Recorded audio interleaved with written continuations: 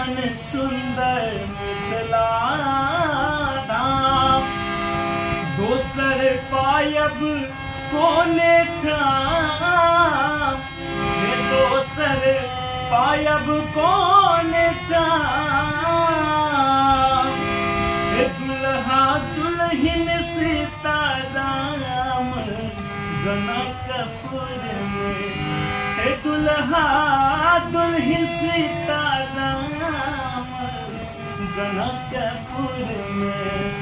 एहन सुंदर मिथिला धाम दोसर पायब कोने ठाम दुल्हा दुल्हन सीताराम जनकपुर में हे दुल्हा दुल्हन सीताराम जनकपुर में।